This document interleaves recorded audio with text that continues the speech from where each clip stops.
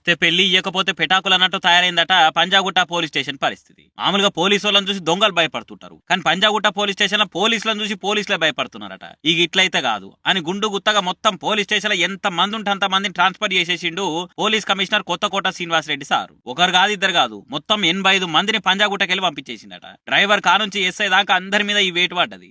స్టేషనే మొత్తం ట్రాన్స్ఫర్ అవడు అసలు పోలీసుల చరిత్రలనే ఎప్పుడు జరగలేదట. అగో మరి అంత జట్పటి ఏక్ దమ్న 85 మందిని ఎందుకు ట్రాన్స్ఫర్ చేసిరో కూడా తెలుసుకుంటే కొంచెం మనపానం కూడా నిమ్మలం ఉంటది. పంజాగుట్ట పోలీస్ స్టేషన్ అంతా కోవట్టులు తయారయ్యారట. ఎక్కడ ఏం జరిగినా నిమిషాలలో బీఆర్ఎస్ వాళ్ళకు పాత గవర్నమెంట్ లో ఇలాంచిన పెద్దలకు చేరుతున్నదట. అటనే మాజీ ఎమ్మెల్యే షకీల్ కొడుకు కేసు కూడా ఒకటి ఉన్నది కదా, అందులో కూడా ఎప్పుడు ఏం జరుగుతున్నదో తెలియకుండా తయారైందట పరిస్థితి. మొత్తం బయటికి వెళ్ళి పిఎస్ లకి వెళ్ళి బయటికి నిమిషాలలో మతలబ్ ట్రాన్స్ఫర్ అవుతున్నదట. ఇంకా దందాలు వసూలల్లో కూడా మనోళ్ళు పెద్ద తోపులేనట.